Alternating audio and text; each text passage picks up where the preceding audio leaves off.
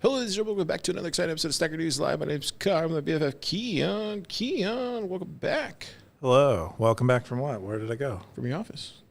Oh, yeah. I did come out of my office for this. I haven't seen you all week. And I what have you been doing in there? I think I've Feel been like in there the normal amount. I think we've just had fewer encounters. Whoa. That's right. Not sexual encounters.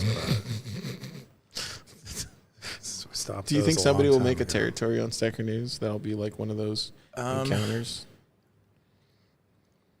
Still make a territory? Do you think they'll make like a territory like on Craigslist? It'll be like personal encounters. Oh, I hope so. You think so? Maybe someday. Do you think Stacker News will have a dating site? Why not? Why can't it have a dating site? That'd be interesting. How was your week? It was pretty good. Yeah, a lot of stuff went on. Stacker News. EK almost broke the site. That was interesting to watch. Did he? What did he do? Most comment wins. Oh, why would that break the site? I don't know. We'll talk about it later. Okay. What does that have to do with you? I was hanging out, or no, I hadn't seen him in like 2 days, and I was like, and then all of a sudden I see a post on Saturday. I was just like, what is going on? To see a post from him. It was great. I love it. But it was kind of funny. It really kicked off my weekend. Anyways. But yeah, what have you been up to? Just the same old stuff I'm normally up to. How was your week, though? I feel like it was pretty great. I feel pretty good. Just, normal. I feel normal. Feel typical. Yeah. Those are the same. Those words mean the same thing. You taking any Waymos this week? I take a Waymo most mornings now. How do you select a Waymo? You have to go into your settings and be like, I don't mind getting killed by a robot car. Oh, And wow. then when you get them, don't rate them well. I think that's one of the things I think might work. It depends on what time you get them to. If you're getting them during rush hour, you're competing with a bunch of people to get them because they're limited quantity. So I think I've changed my tune on Waymos. You ready for this? All right. So I think they are going to replace people drivers. Oh, wow. Yeah. Did you get Do you one? want to know why? Do you want to know why? Why? Because I'm realizing now people drivers just don't follow directions. Directions. What do you mean by directions? So you know how you use the Uber app or you use even the Lyft app. You'll have like a pickup spot, and they sometimes people just won't go to it. They'll go to where your blue dot is or whatever. Mm-hmm. Like I've noticed, like every single time, it doesn't matter. It doesn't matter when you do. Like, it doesn't matter where you are. You could be in another country. You could be anywhere. The driver will always go to where your blue dot is. They'll never go to where your pickup spot is. But if you choose like a Waymo, or when you get a Waymo, it always goes to your pickup spot. So that's the one thing that's making you think that human drivers are going to get replaced? Yeah, that's the one thing. Wow. I think. Yeah. Humans were dangling on a thread, just got replaced by robots because they don't go to the blue dot. Yeah, I've been hanging out with EK this week, and I think every single time me and EK get an Uber, it does that. Like the other day, we had the Instacart delivery. Poor guy. I mean, I'm never complaining about it because everybody has to make a living, but I'm just like, he was just going to the blue dot. Because the blue dot's always wrong. Yeah, downtown, you're not really getting a great GPS connection, so it does happen that way. It's tough, dude. What are you gonna do? I don't know. I mean, they're usually not too far off. It's like across the street or whatever. I would say 75% of the time I successfully get them to go to my pickup spot by being there and then waving at them. Do you ever just go to the blue dot? You can't go to the blue dot because the blue dot moves based on where you are. Yeah. But if you were the driver, would you go to the blue dot or would you go to the pickup spot? I'd probably go to the pickup spot. Yeah. No, having been a passenger, but I would guess that a lot of drivers are not frequently passengers, so they don't have that experience of of being sort of upset that the car doesn't arrive right at your feet. Yeah. Anyways, you've never seen this crazy show before. It's called Stacker.News Live. We cover I like to call it the front page of Bitcoin. Stacker.News. If you've never seen it, go check it out. It's on YouTube. We stream it on Twitter, I think, still. It's streamed on Nostr. It should be. Oh, if cool. Zap.stream is working. Nice. Is it streaming on YouTube right now? Oh, no, it's not. Oh, yeah, it is. Cool. There it goes. There's one person watching. Cool. Check it out. Click subscribe. We even have, I noticed too, like this week, the Scoresby post was the number one viewed clip this week. Oh, that's awesome. I just noticed that like every single time. I don't know if Wumbo posts the actual Stacker News link, but maybe he should. But it's kind of cool. It shows like who Scoresby is, like all the stuff that he's written, and so it's kind of in a lot of ways like it's kind of spreading the word of like these writers on Stacker News. Oh, you know what I mean? Yeah, it's kind of cool. That is cool. I mean, it does seem like every week we have one clip that tends to like really outdo all the others. Yeah, and it's always original content type of thing. So anyways, check it out if you've never seen it, and hit subscribe.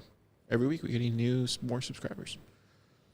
Cool. We're going to jump into the top 5 stories. We start backwards in reverse. This is going to be I'm not going to say a drag, but this is not going to be a fun episode, Stackers. You're going to hear a lot of crap, a lot of stuff that me and Keyan will probably disagree on. Put on your conspiracy hats, or don't, or just probably tune out to the whole thing. There'll probably be some deep state talk. You'll see Car on the edge of things. We won't be staying in our lane. So apologies, Vake, in advance. Apologies to our individual stakeholders for our companies. Apologies to all our friends. Apologies to the people we're talking about in advance. Who else should we apologize for? Apologies to this guy. I don't know who this guy is. Oh, I don't know. He'll probably like what you have to say. Yeah, but I think at the end of the day, I'm just gonna keep it real. I can't speak for Keyan, but I am gonna keep it real, and I have to. Don't speak for me because who knows? I might not keep it real. I am gonna keep it real. I might keep it unreal. I'm gonna keep it very real, and I'm gonna keep it real for the Stackers. And it's just a show. These are just my opinions, and don't take it personal. I expect you to keep me in line too as well if I do something that you don't like. So there's that. And you can always skip this episode. Next week, we'll talk about some stuff that's more fun. It is, unfortunately, this is in the top 5, and we're forced to talk about it. Yeah, Sorry. This is an unusual preamble. Don't watch the show this week. Well, it just sucks because I hate talking about this stupid crap. I'd rather be talking about Bitcoin stuff, like building stuff. Nothing happens on Bitcoin anymore except this stuff. I know, that's what sucks. It like sucks that we have to talk about this crap. I'd just rather be talking about like building shit and like the fun stuff, but instead we talk about this crap. But before we get into it, we're going to talk about RoboSats, which is not the stuff that we're talking about. This one's by Siggy, 24 comments, Siggy47, Bitcoin beginner's territory. This is the top post. Oh, is it? Oh, okay. So we're starting the other way. Oh, snap. Never mind. The normal.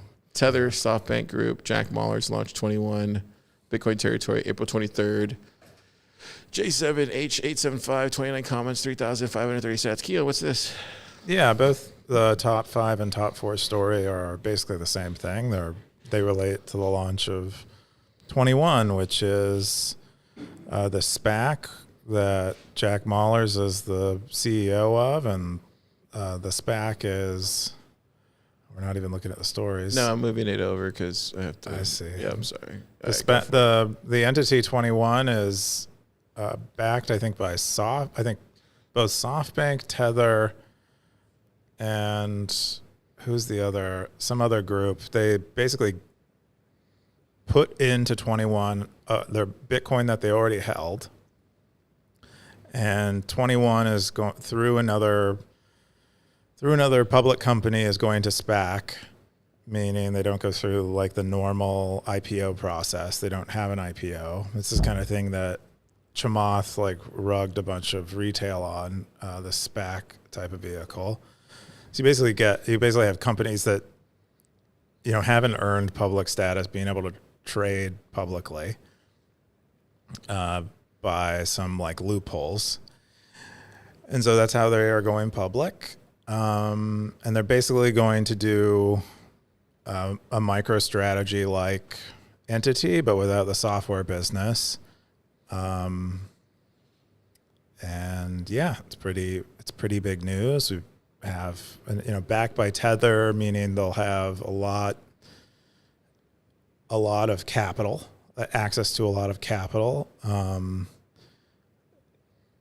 and connections and all of those kinds of things. So that's, you know, that means they'll probably be pretty competitive with MicroStrategy. Also, Jack Mallers is, I would say, a competing public figure for Bitcoin, at least on, on television and otherwise. Both him and Michael Saylor have similar stature, although I think Mallers keeps it pretty retail level in terms of his Bitcoin analysis. So it'll be interesting to see what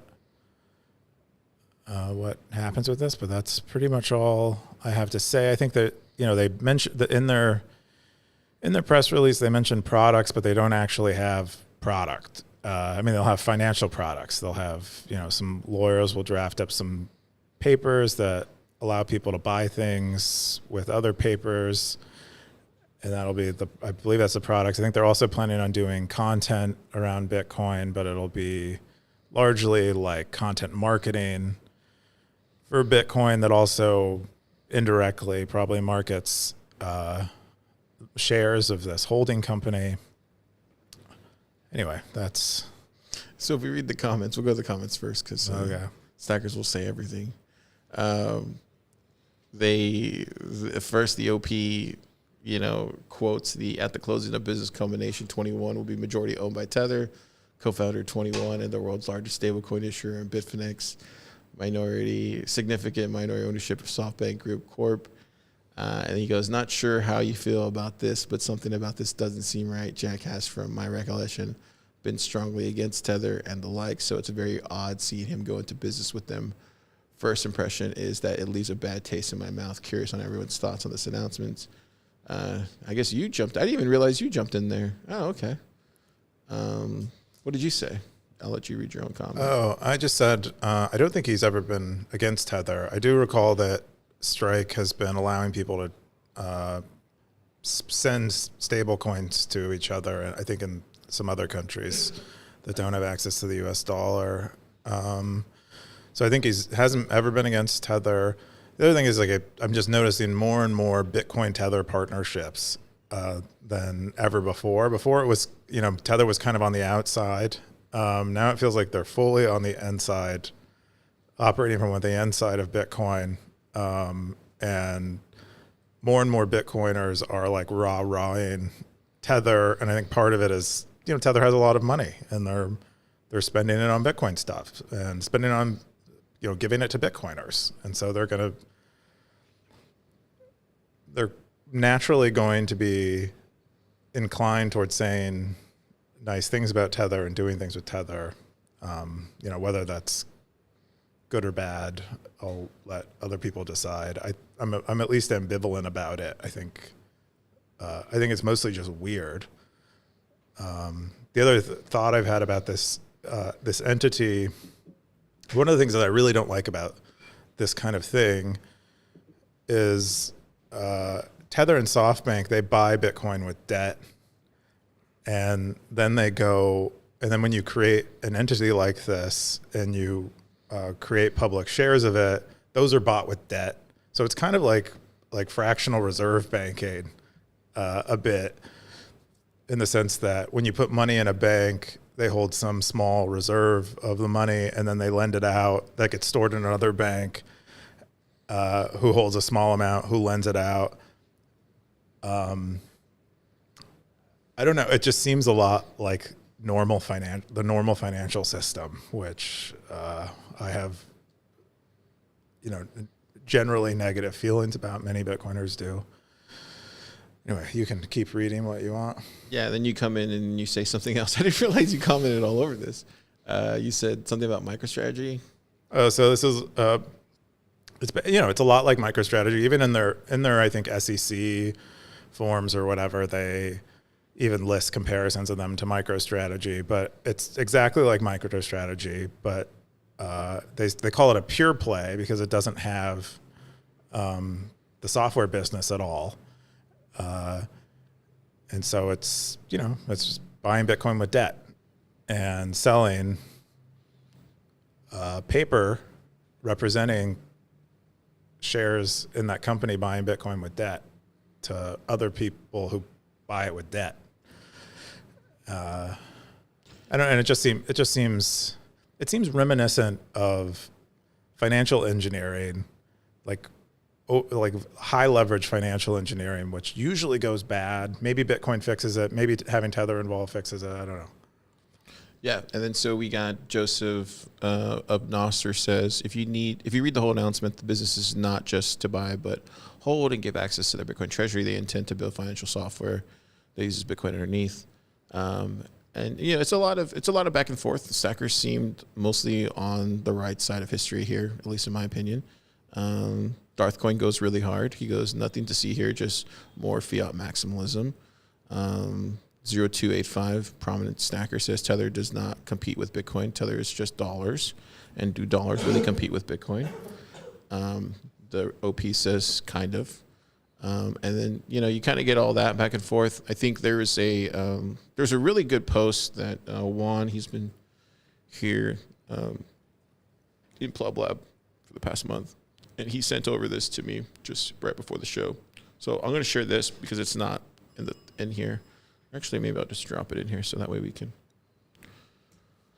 keep it all in here. But I think this guy had a really good thread.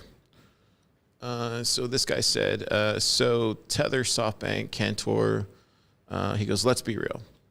This is a corporate exoskeleton of Tether, blah, blah, blah. It's like giving a cartel diplomatic immunity. SoftBank didn't join for fun. They saw MicroStrategy mid 2000 return. This company is launching $580 million in pipe funding. $385 million is convertible notes backed by Bitcoin. 3:1 collateral ratio. The moment Bitcoin rips, they release collateral, unlock capital, and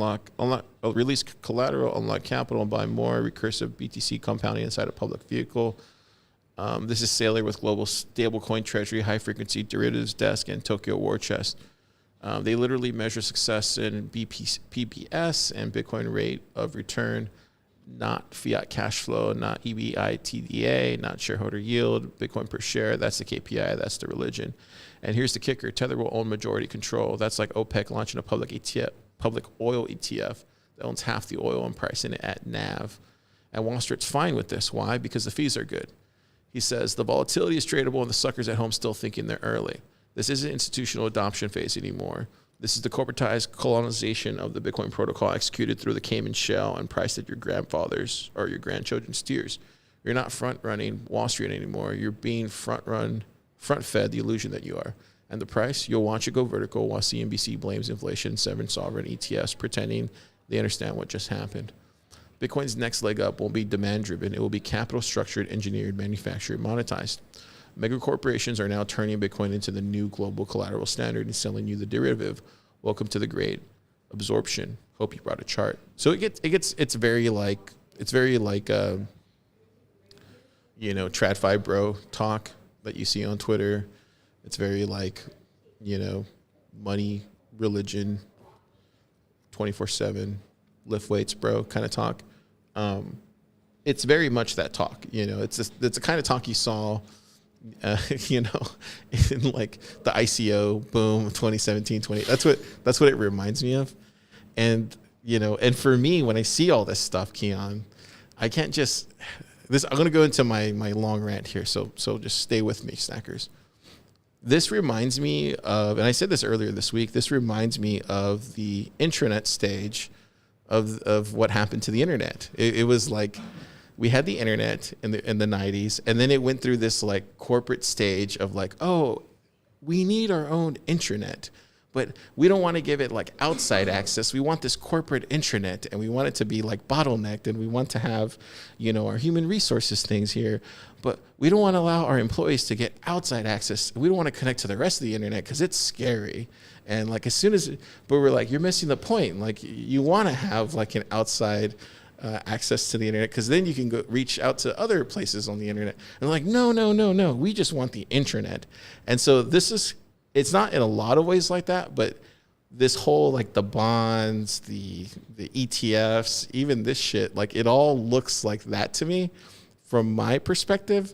And so that's one aspect to it. The other thing you're just seeing is just straight up like corruption and like straight up like pay for play, straight up just like everybody coming in like sharks and like it's like David Bailey opening up the door for anybody and everybody to come in and swoop in. And Trump's okay with it because he's launching his own shit coins, and you're just seeing everybody's greed and power just coming in all at once. It's kind of sad, bro. Because these are well-respected people in the space. And then the last thing I'll say, and this is where like I think this is where people are just gonna totally not gonna side with me on.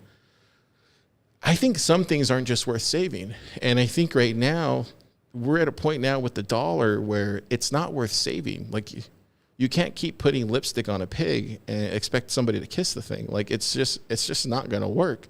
And I think we need to stop lying to ourselves. And like I saw this post on Stacker.News the other day, and this is not somebody trying to, this is me not picking on the guy or anything like that, but he was trying to like figure out a way to like save electricity in Puerto Rico or something. And he was like, well, I need to figure out how to save electricity. I need to figure out how to use lightning when there's no electricity. And like, how do I use lightning when there's no electricity? And when I saw that post, I wanted to respond back, but like in a lot of ways, like that's not Bitcoin's problem to fix. Like you need better leadership. You need better electricity. Like you need better municipalities. Like, and that's kind of how I feel about when I see something like the dollar and like the bonds and stuff like that. We need better government. Like we need better leaders. like we need a better form of money. Like this is not Bitcoin's problem to fix. Like Bitcoin's problem is not to make the stock market give better returns. I'm sorry, it's just not its problem to fix. Like, and so when I see this kind of stuff, that's where I'm at with it. It's like one sat is one sat. And Bitcoin just needs to be money. It just needs to be a medium of exchange. It just needs to be fair and be able to reach every person on the globe. And I know I'm just speaking for myself here, but I know that is like a small group of people with that mindset right now. And I know no one agrees with that right now, but that's where I see myself in. And I'm in that bucket now at this point, because all of this, I don't see it. Bitcoin's not going to fix that. Like that is something else. I didn't sign up for all this. Anyways. Yeah. And rent. Yeah. I mean, it does feel weird to me. I'm associating this with like TVP, Trammell Venture Partners. They released like I think a year-end report or like a quarterly report a few weeks ago that I shared on Stacker.News. And I was surprised that they showed that there was more investment in Bitcoin startups over the last year than there had been any prior year, I think was what their chart showed. And it was interesting to me because I know a lot of Bitcoin founders who are building Bitcoin products. And it occurred to me that most of those products that are getting funded or were funded over the last year are a lot of these are financial products, are, like repackaging of Bitcoin for like a fiat customer, and not Bitcoin products for people who want to use Bitcoin for anything but number go up. And so, that I think we're just seeing this is what Bitcoin is now. or this is what it will be for a while at least. Not a medium of exchange, a store of value, and paper wrapped several times over. The next story covers this a bit. Let's go into it now. I mean, it's the same one. It's 21 Capital. You can just do things. This is from, how do you pronounce his name again? Den. April 24th, Econ Territory, 25 comments, 2,025 cents. Yeah, he shares a lot of stuff from Matt Levine, but Matt Levine wrote an article on 21 Capital and his thoughts on it, and just how kind of sort of nonsensical it seems. But it says, it's right here in bold, it says U.S. public equity markets will pay about $2 for $1 worth of Bitcoin. So that's what people are paying. That's like the premium that people are paying for something like. Where do you see that at? It's up at the top, at the first quote. Public equity markets will pay about $2 for $1 worth of Bitcoin, and then he does the math on what the value of the shares of this SPAC offering are, and he says you can sell Bitcoin for $93,000, but if you sell it as the stock that this Cantor Equity Partners, this 21 Capital company, you can sell that Bitcoin for $270,000. So like $3 for every $1 of Bitcoin that you own. And just how absurd, just on the face of it is. That's immoral. Well, that's the argument that. Or that's an argument that I think Jack Mallers and Michael Saylor would get into. And I see Michael Saylor squirm the most when he tries to answer this question. And it's not an argument. Like, it's just objective truth. It's just truth. Like, they don't even have to defend it. It's just the truth. And so, like, that's just the truth. And so it doesn't matter, like, what they believe or not. It's just the truth. And this is where, like, you just have to own it. I don't need you to like stop doing it, but you have to own these things. Like, when you do things that are that are bad, and that like we brought this up last week, but like when you drop bombs on countries and you say this is for freedom, or you do things that are bad that are you have to own these things. You can't just say, it's for this or it's for that. No, own it. It's okay. God forgives. That's all I'm saying. That's it. I thought this was interesting because he's at one point in here he also says that that U.S. equity buyers are more interested in Bitcoin wrapped as an equity than Bitcoiners are in the broader crypto market is in Bitcoin, because they're willing to pay more for that paper Bitcoin than people are willing to pay on an exchange for it to hold it themselves. And I found that kind of interesting and pretty damning of I don't know, the way this market works.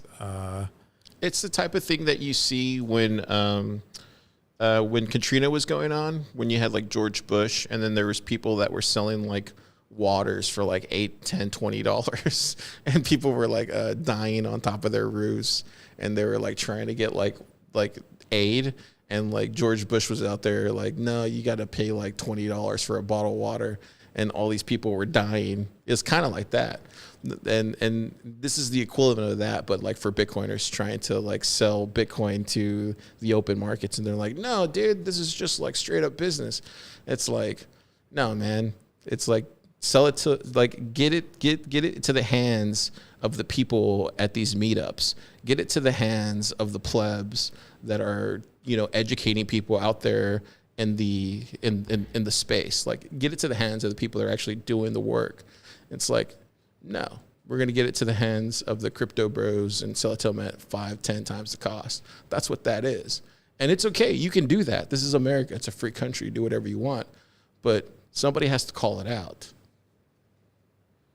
Well, I think a lot of Bitcoiners are calling it out.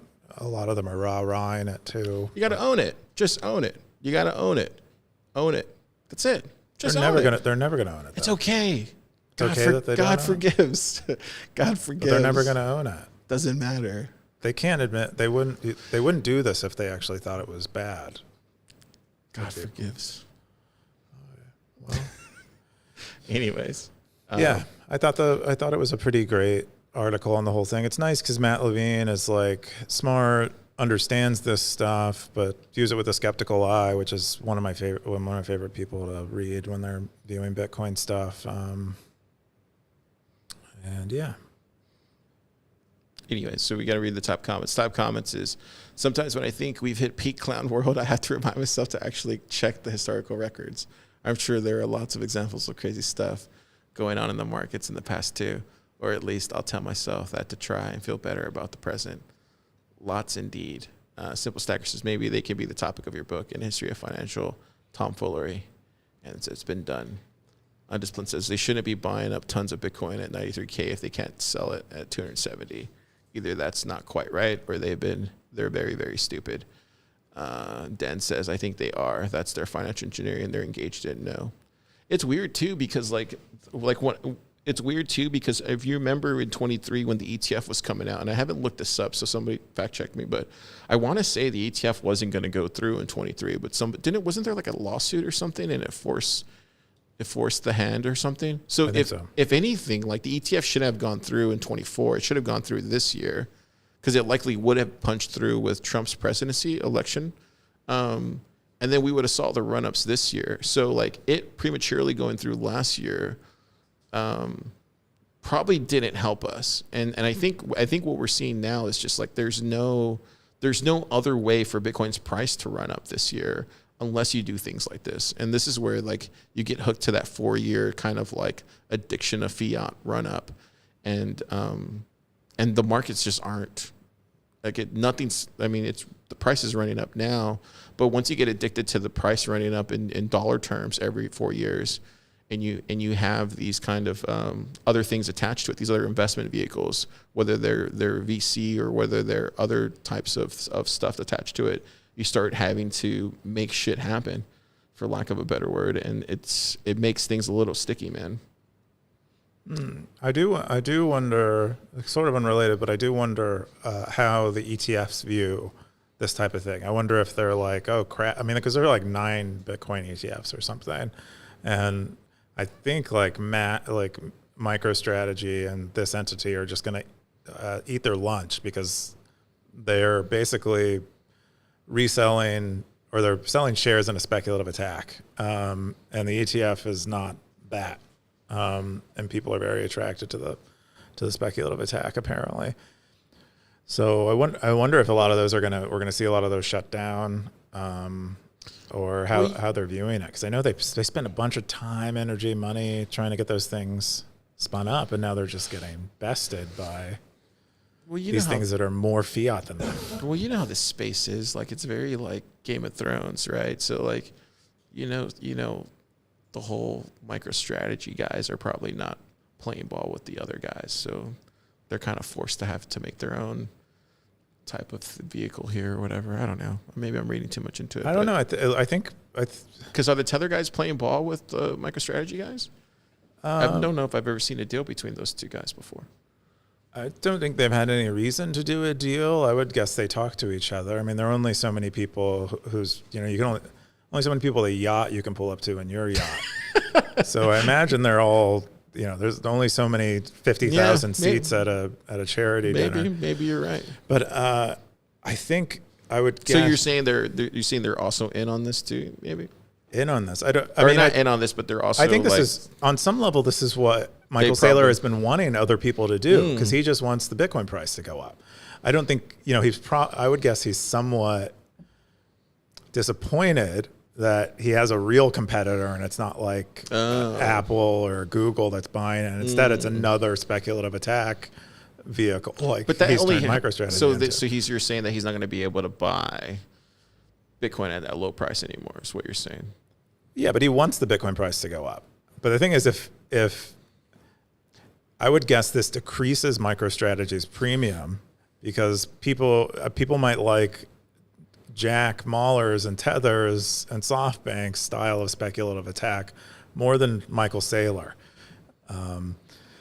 They might enjoy Jack Mahler's as kind of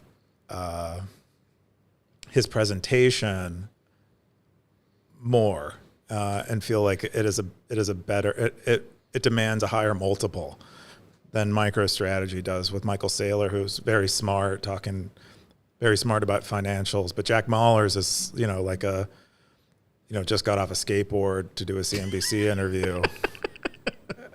You sound jealous. Like, hey, bros, buy Bitcoin. Hey, you just got off of Waymo to do Stacker.News Live, Keyan. So yeah, think about that. Unfortunately, I'm definitely not as cool. But I think that's what I would be looking at. That's the real they basically have MicroStrategy's playbook, but now they have Jack Mahler's and Tether and SoftBank backing the whole thing.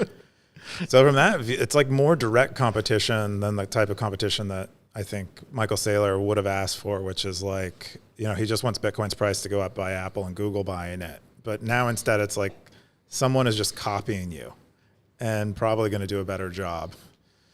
Yeah, Stackers, if you're listening and you're watching this, remember these words. I'm telling you right now, this is all going to blow up. Like, just like 1 sat equals 1 sat. Stop thinking in dollars. Just run a node.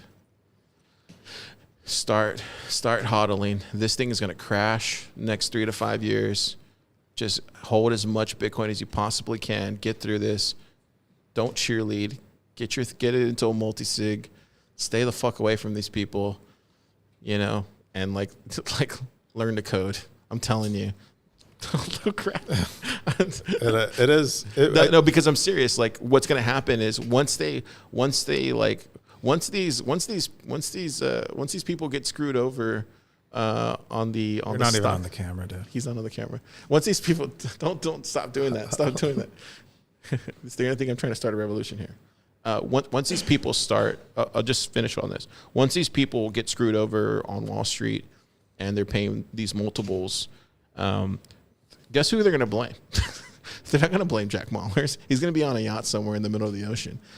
So's Michael Saylor. They're going to come for us. They're going to come for this guy. They're going to come for me. They're going to come for all the Bitcoiners. They're going to blame us. So you just need to be prepared because they're going to 61-2 our ass. And so we just need to be prepared for when they do come for us, blaming Bitcoiners that we screwed them over. And I'm going to be like, no, I didn't. I didn't tell you to go buy this crappy stock or this crappy ETF or this crappy bond. I told you to buy none of that. Go make your sats and just think in this sat world, because in the future, I'm good. But in the future, you need to start thinking in sats, and you can earn them on Stacker.News. I wonder how many people are going to do this same thing. I mean, Tether and SoftBank are only going to back so many people, but I imagine. Oh, we're at the end game now, baby. This is the end game. You think this is it? This is the last one to do it? Yeah, we're at 3-5 years away, tops.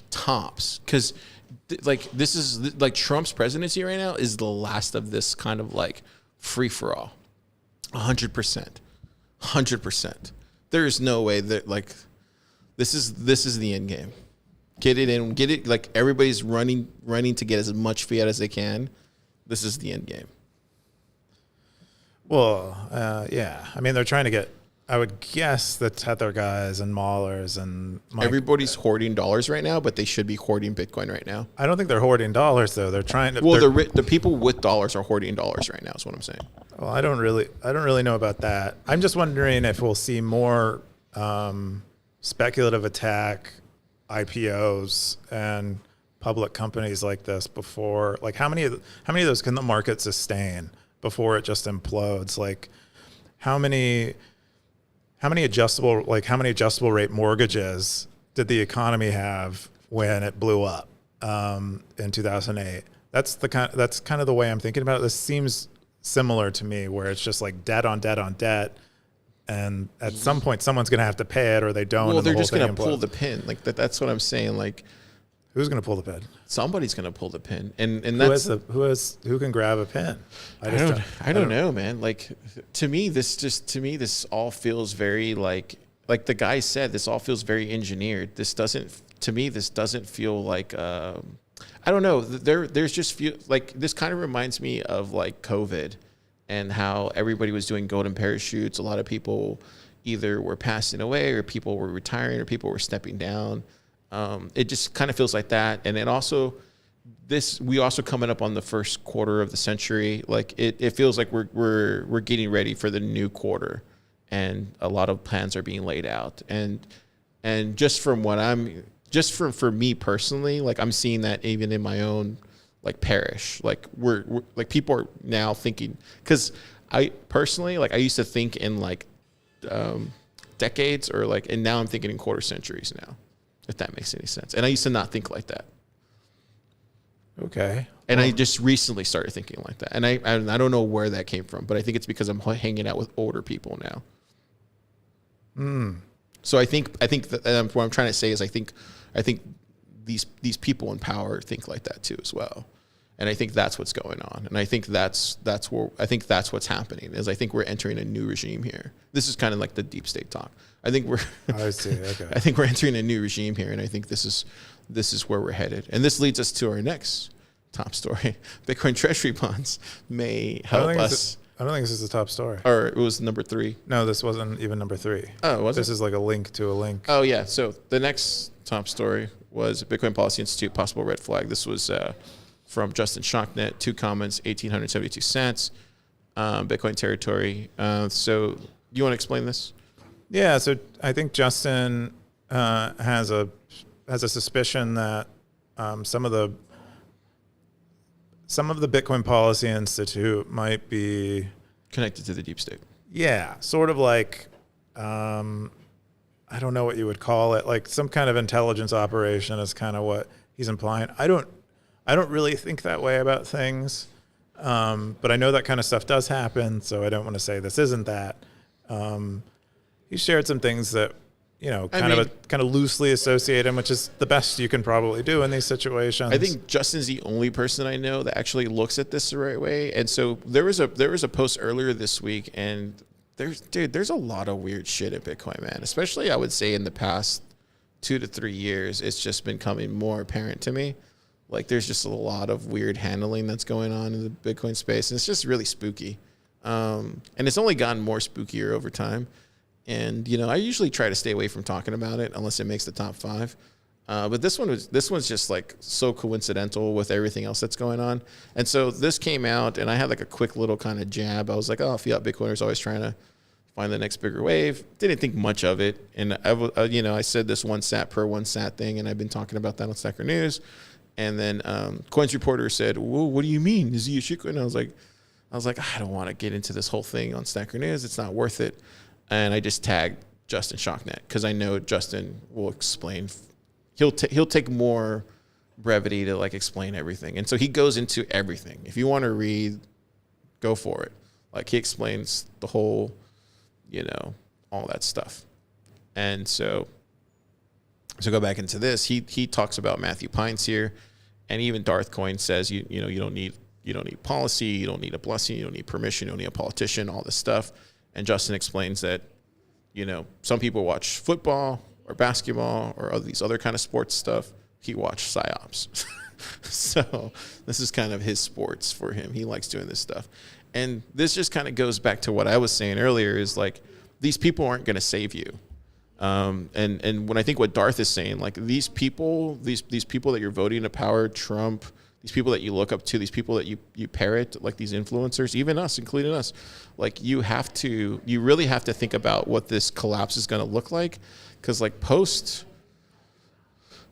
telling you, Keyan, like post this collapse, man, it's going to be bad. And I wasn't thinking like this. And, we have somebody inside of Club Lab that always talks like this, but like, I really do think it's coming sooner rather than later now. And I think the people around you, the people that you care about, your friends, like those are the people that you're going to have to lean on. Those are the people that are going to be the ones that you're going to lean on. And those are the people that are the most important. And so That's what I would say is like this type of stuff, it's not going to matter. That's what I would say about that. Even if it is a deep state thing, it's just not going to matter. Well, I don't know. I mean, I've seen some interest. I've shared quite a bit of content from Bitcoin Policy Institute. I do think they put out some decent content on Bitcoin as it relates to governments, and I think they advocate for pro-Bitcoin things. I haven't been following the bond stuff. I'm kind of checking out of this financialization stuff. I don't have an appetite for it. It's like the thing that I came to Bitcoin for was to get away from this kind of stuff.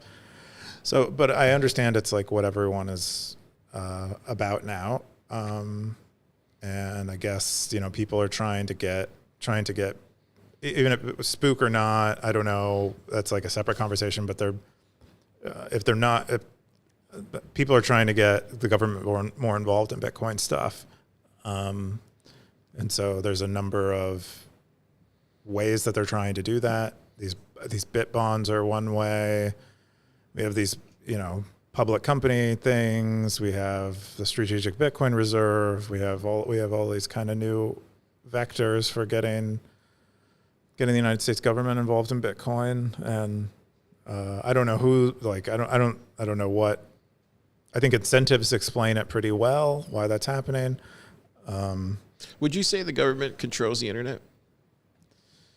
I think they have more control over it than we would think, because there are parts of the internet infrastructure that aren't as decentralized as you would hope, and it's just the reality of the way it works. There's quite a bit of trust in parts of the internet's architecture that were just convenient and we never removed.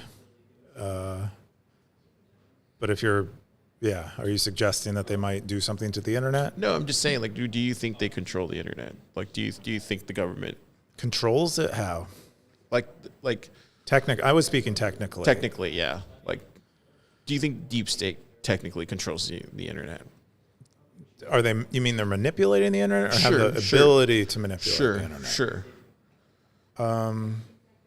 I don't believe they're actively manipulating the internet. I think that's one of the problems, is it would be obvious. And then that's where I feel about this stuff. I think that's the best way to explain all this stuff is like, it's not going to matter.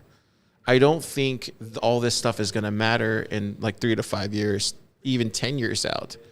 It's not going to matter because Bitcoin's not going to care that the United States government is trying to control it or trying to do something to it. It's just not going to matter. That's why I think none of this stuff is important in the long term. And I think it's just a lot of waste of time and money and effort, if I'm being completely honest. And that's kind of where I'm trying to get people to realize that, like, we're talking about this now, but it's just not going to matter. Well, I don't think it doesn't matter. So I think it's a lot like, it's like the argument you're making is a lot like the guy in 1990 who's like, all of the stuff we're doing on AI right now doesn't matter because in 50 years from now we'll have really good AI. So we don't really need to care too much about what we're doing right now. But the reality is we don't get to that point in 50 years without all these failures. And I agree with you that I don't think these things really will succeed in any way that matters relative to Bitcoin. I think AI is different though, Keyan.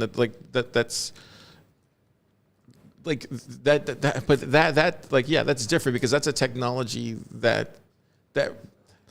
Hang on, let me get my thoughts together. I think that's a different type of technology than like Bitcoin. Bitcoin's more of a protocol that doesn't require humans. It does require humans. Well, hang on, let me think. You threw me for a loop here. The trajectory, my point is that technology has like a trajectory and it tends to get better. And it tends to get better. Once it starts getting better, it gets better faster. And then it gets better faster than that as a result of it getting better.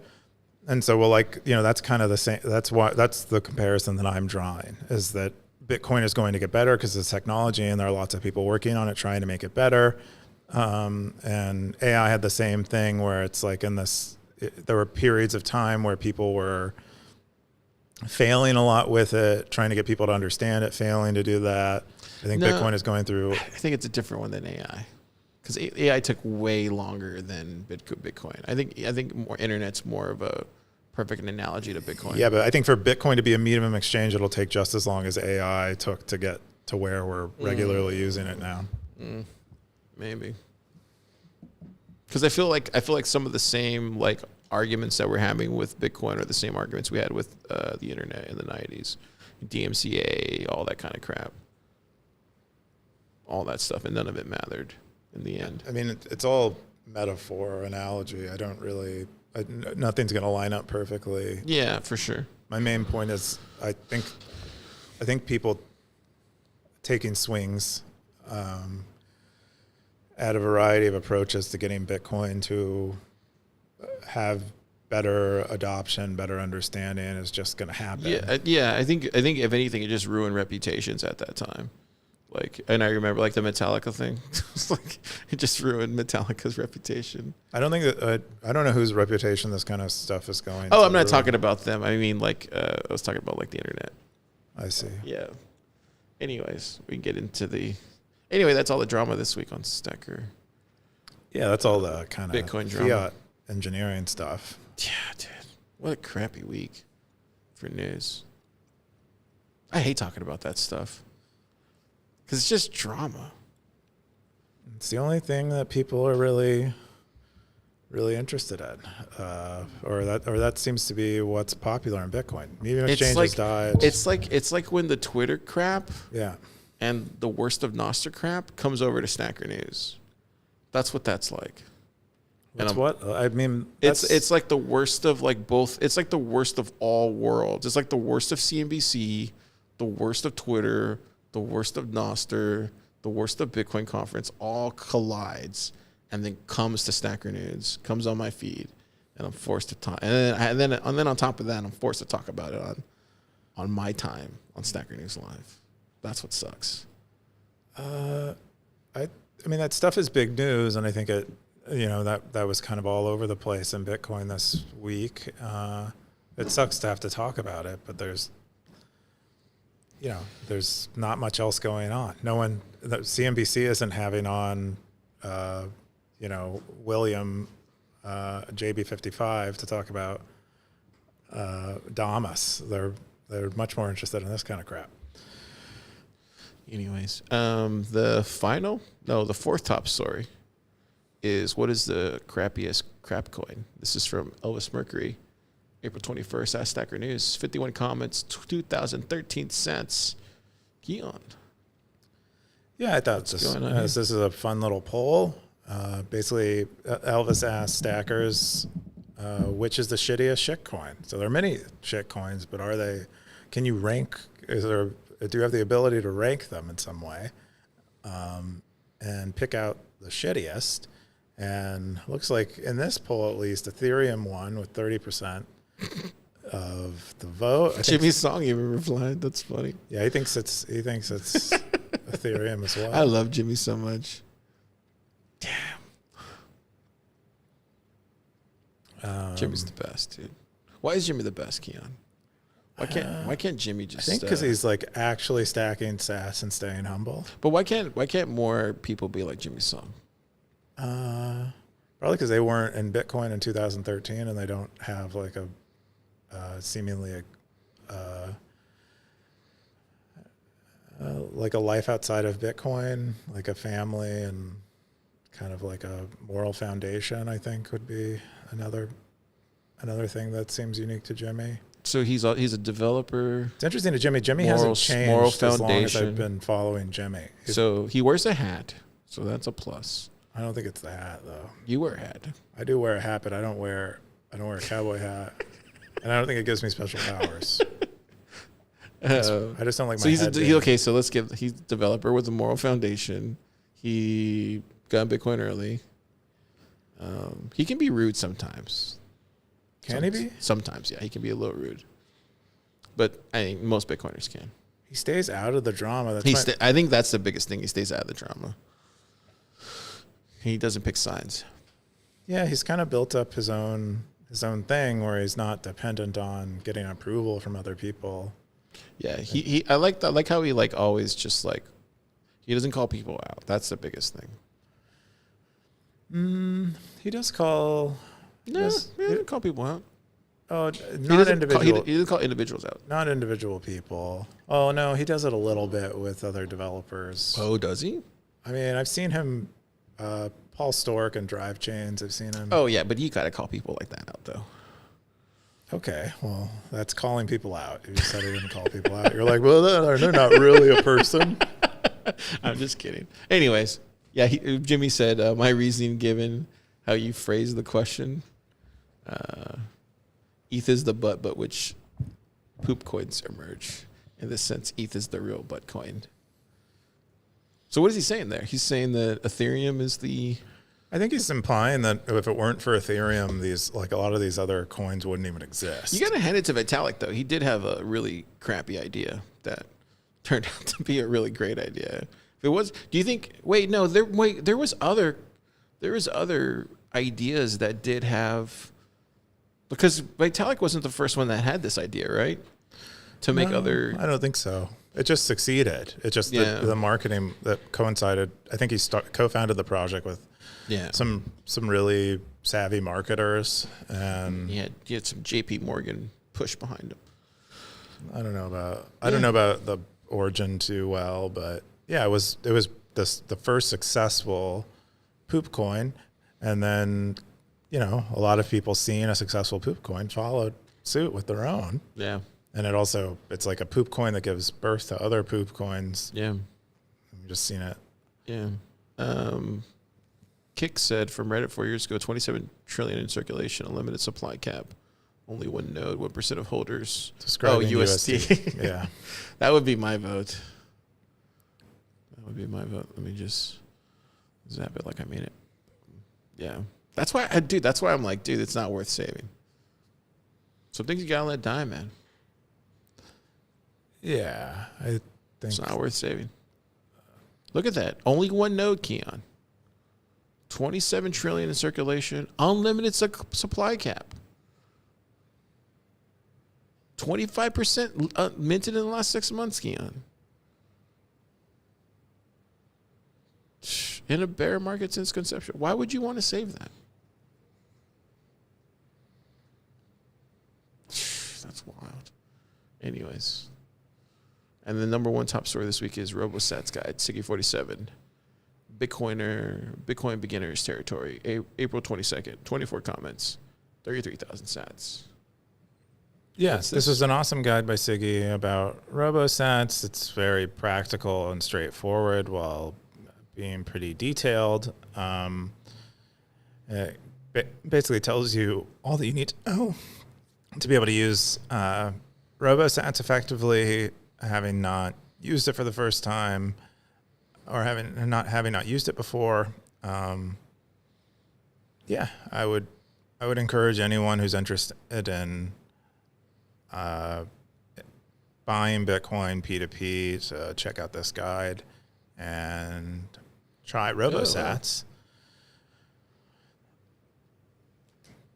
But he describes a lot of the advanced options that you have, a lot of the advantages of being a maker versus a taker, the disadvantages, like some of the frustrations that you might have. Just kind of and details it out. And more recently, he's been posting stats.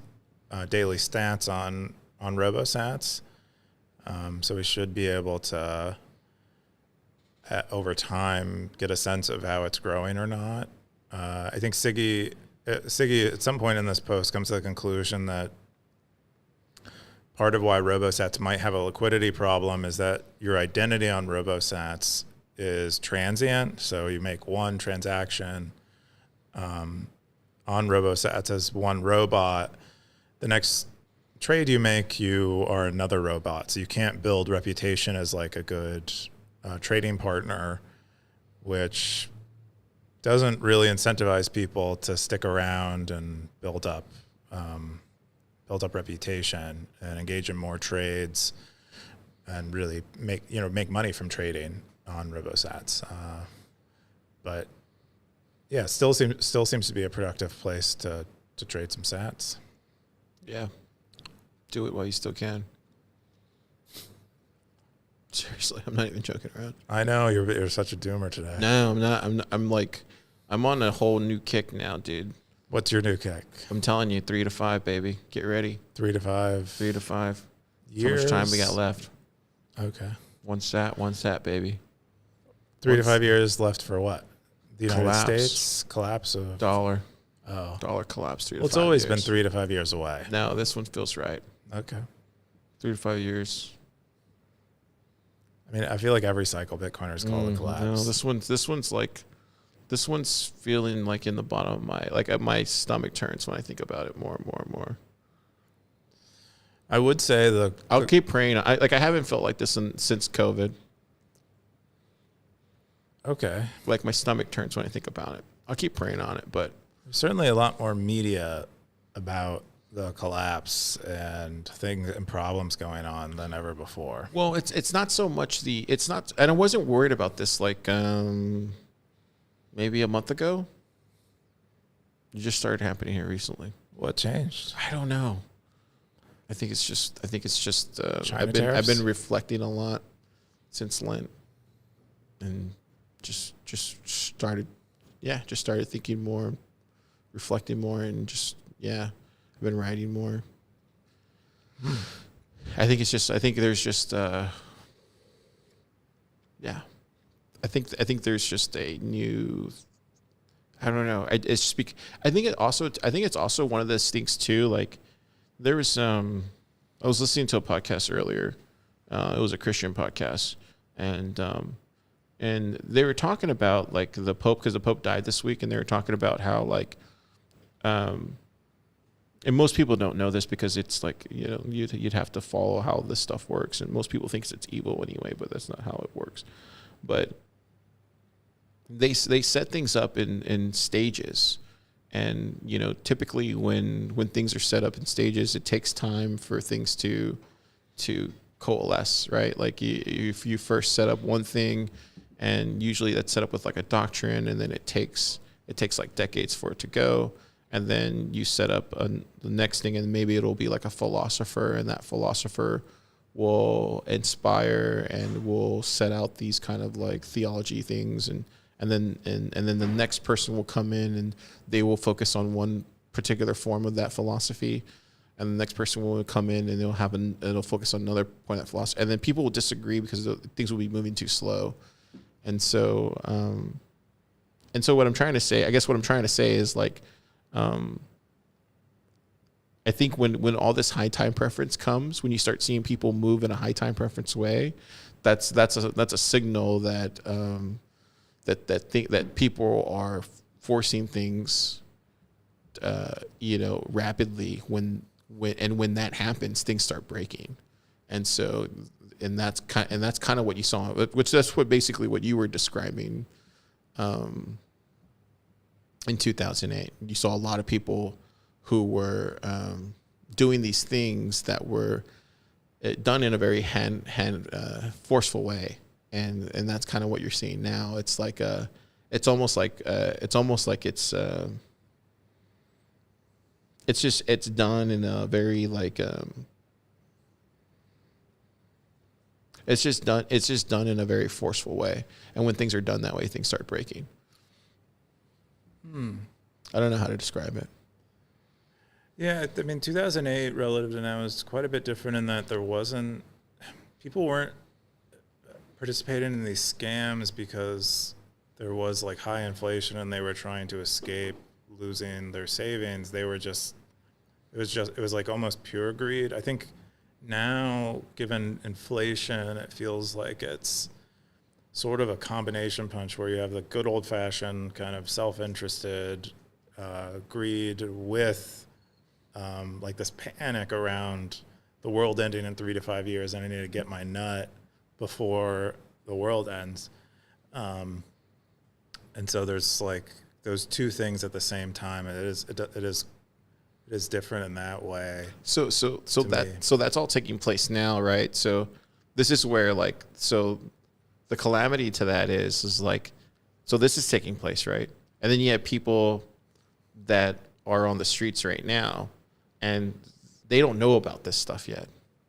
So we're privy to this information because we're 2 stories up, but we're privy to this information because we're pretty close to the ground. but we're on the front lines, right? And we're plebs. and so we're seeing a lot of this stuff on the front lines, and we're privy to some information, and some information, people won't know about till like 3 months later. And so when this hits the fan, like in the summer or, later this year, people will start waking up and they'll be like, oh shit, what's going on? And then that's when you'll start seeing people take to the streets, and then you'll start seeing that kind of fallout happen. And that's kind of what I'm trying to say is like, you'll start and then some of it will be manufactured, but some of it won't be manufactured. And that's kind of what I'm trying to say is like that thing will happen. And then that's just when you'll start seeing a systemic collapse from that. And that's why I think that type of behavior can happen for so long, but when it's forced and it's done in front of people that have, we saw it in 2008, we saw it with the riots in 2020. You can't, that can only happen for so long is what I'm trying to say. And that's why that's why I was coming out in the beginning of the episode and I was like, for the record, cars on this side. Cause that's not why I got into Bitcoin for. I'm not trying to screw over people. I'm trying to make sure that I'm dying on a Bitcoin hill. I'm not dying on a USD hill. Does that make sense? Like I was in it for to separate money from state. Like I'm doing it for the revolution. Like I want Bitcoin to win long term. Like I want everybody to be able to operate on this Bitcoin standard. Like I want hybrid Bitcoinization. I'm not trying to save the US dollar. I'm not trying to save any other currency but Bitcoin. I want Bitcoin to be used everywhere. That's what I'm on. And it's okay if everybody else is in this different lane or whatever. That's cool too. You can do these other lanes. That's fine. We should have backup plans just in case mine doesn't work. You can hop over or whatever. But I do think that like these sort of things that we're seeing this week is going to lead to that if that keeps happening is all I'm saying. And that's why that stomach turns in the bottom of my stomach. It's like that's where that's coming from. Does that make sense? I think so. You said a lot there, but I think it makes sense.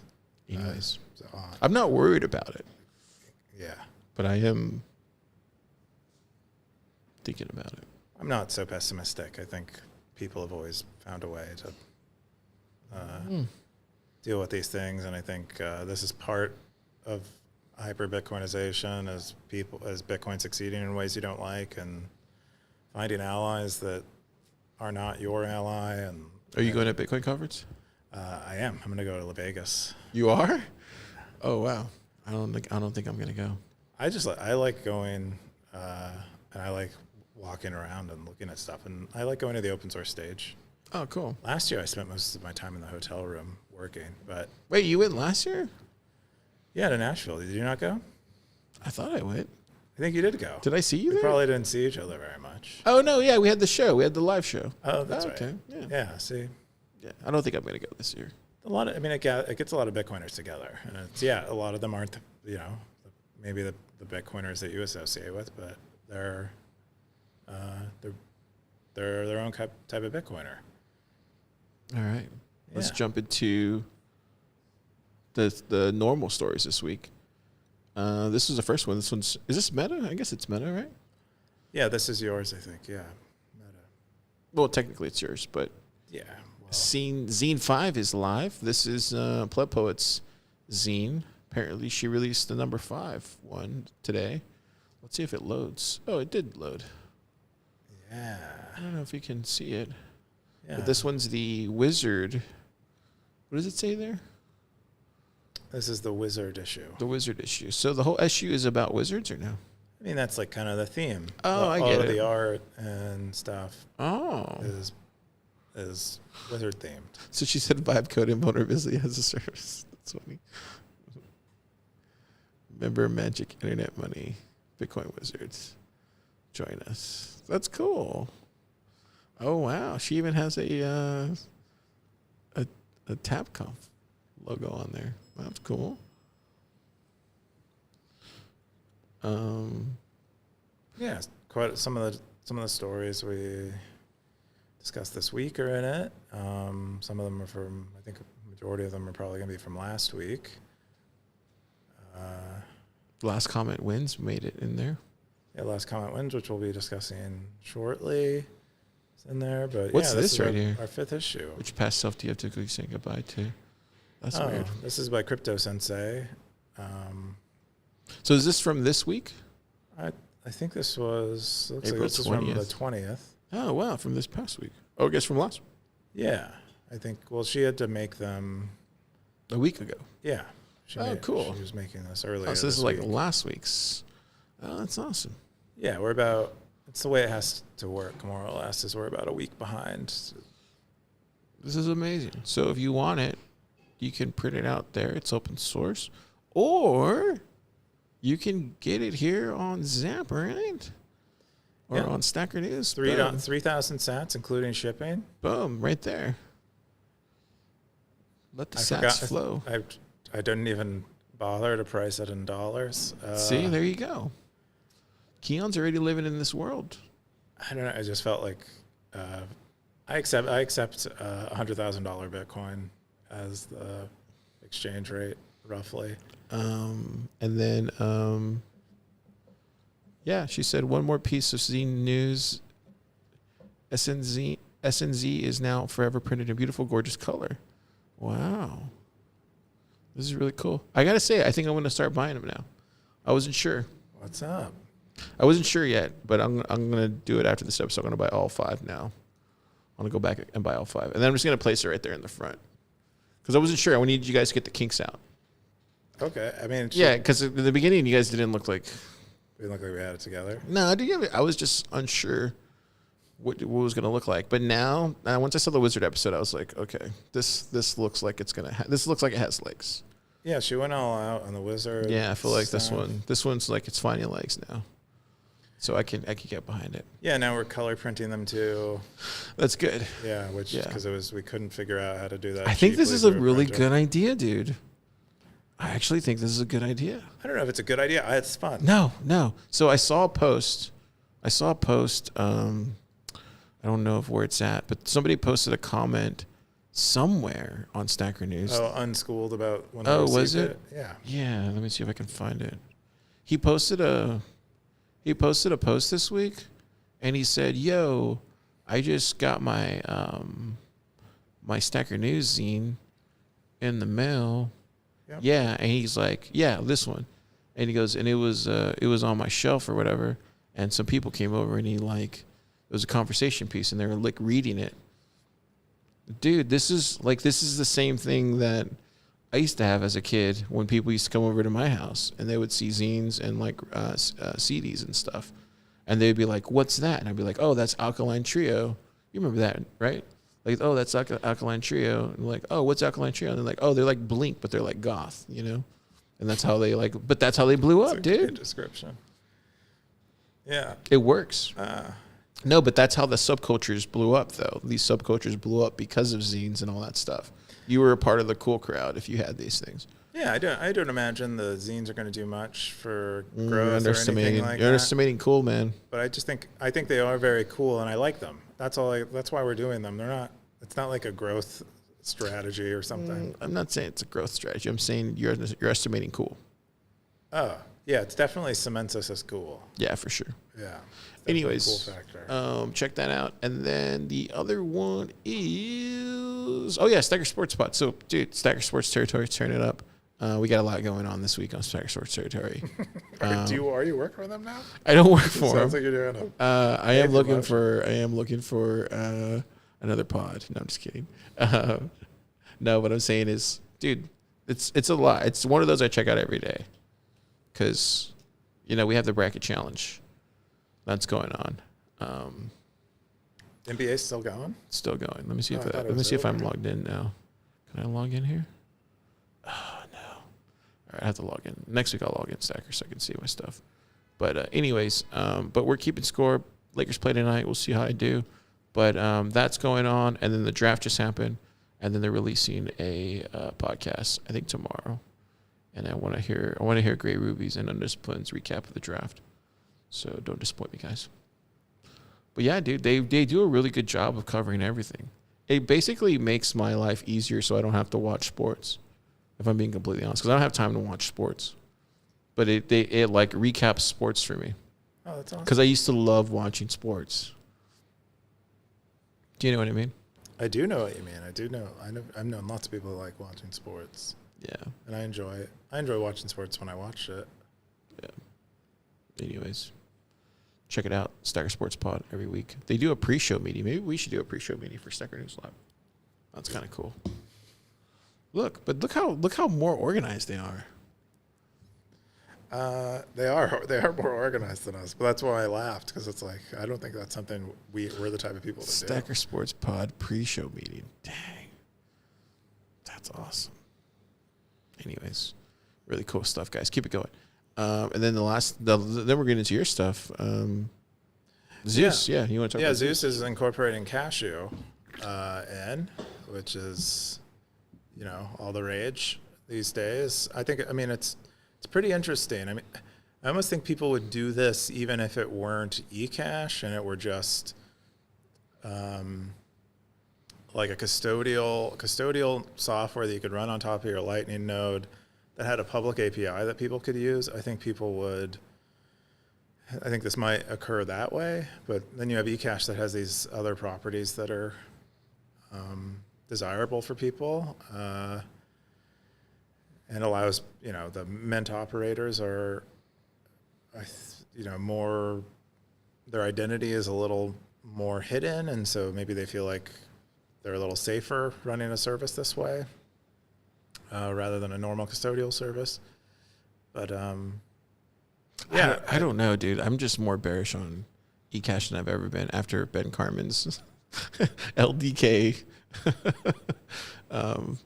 What does that have to do with? Well, because last week I'll let you finish, but last week's workshop, like literally, like I was just like, damn, this is where we're at with Lightning. Anyways, but go for it. Yeah, it's so this is rather than like the last mile, this is like the first mile of the Zeus wallet experience. It's basically he's adding it sort of like how Mutiny added eCash when Mutiny existed. Was they allowed you to have this custodial wallet, which they're outsourcing to a Mint run by someone.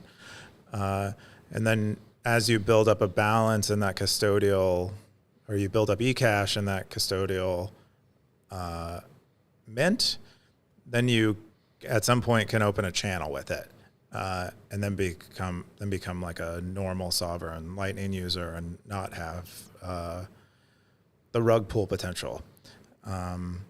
And so that's kind of their first mile to get you the rest of the way. And it seems I don't think Evan does things that are. No, dude, I love Evan. I think Evan should build whatever he wants to build. And we talked about when I used to do Thriller. I had him on and we talked about eCash, and I asked him like, would he implement eCash? And at the time he said he's just like, it's too early. There's just not enough. I think he just said there just wasn't enough documentation, if I remember correctly. Mm-hmm. There just wasn't enough guides, and then he said it was just still too early, but he's open to looking at it. I think that was his answer, and he just wasn't sure yet. And I guess now he's sure, or he had a second look at it. So he was from what that conversation that we had. I'd have to go back and listen to it, but the vibe I always got from him was he was open to listening to understanding it more, but. Bye, Oliver. Later, Oliver. He was never like fully against it. But he's a builder. Evan's a builder. He's always just going to build. I mean, that's one thing I've always understood about you guys. It's like some people just want to build, so they're just going to build. That was kind of my point. Is that I think he thought about this. I don't think it's like he needs to just build something. So he's building something. I think he's actually considered this as something that would help people use his product more successfully. and that's why he added it. I had some questions about it, like how are they doing? How is he picking the mint? Is he defaulting people to a mint? If the customer is selecting it and they're completely new to something like Bitcoin, which is how this is sort of presented, then how are they even like picking a trustworthy mint to begin with? And I think Supratic responded to me that they have like a mint selection tool that links you to reviews about the mint from Noster posts, and that's how they're doing it, which is interesting. And I think there are like several cashew mints. I think there's tens of them now, so it's probably somewhat hard to pick among them. Anyway, I thought it was pretty. As far as developer stuff that's going on, this was one of the bigger things I think that happened this week is Zeus adding a custodial option that they don't where they aren't custodians because they're using a uniform interface for a bunch of custodians. Yeah, it's bring your own Lightning node if you dare type of wallet. This is the one that we had last week, and so I don't know if you were here last weekend in Plub Plub, right? I was, yeah. Yeah, I don't know if you heard Ben or not, but he did a workshop on LDK node he works for Spyro now. He also announced that last weekend. But he did a whole workshop on Rust, but he literally did, like, he was sitting in this chair and he literally showed us how to connect to peers, open channels, send and receive sats. He literally set up an LSP and he did it all from scratch using Rust and LDK in under an hour. And that's because Austin was sitting right next to him, and he followed along too as well. I think Austin was using like Replit in like a local host environment or something like that. I don't know. It's above my head. But dude, I saw him do it, and I was like watching him, asking him questions the whole time. And I was just kind of blown away because I don't remember that being a thing ever before 2 to 3 years ago. What was ever a thing? Like, I remember you guys using Polar and like setting up local environments for that, all that stuff. And I remember there just being a lot more to setting up just getting an environment up and running first before you can even do all this stuff. He was using MutinyNet to do to send testnet coins and everything like that. But to have everything working in under an hour, I was just like shocked. And I was asking him, I was like, so technically, if this was like all on the mainnet, you could go and you could just build a front end now for a wallet. And according to him, he said yes, which kind of was shocking to me because I remember back in the day when we used to do hackathons, we would just all fork Moon, or we would do these other types of things. And so I was just kind of blown away where we are now. It's I was telling EK last night, like it's kind of shocking. Yeah, I don't know. I didn't participate in the workshop, but I know there's been a lot of work going into LDK, and now that they have been working on, I think he's working on LDK node, which I think is a little more of a fully packaged node relative to the sort of modular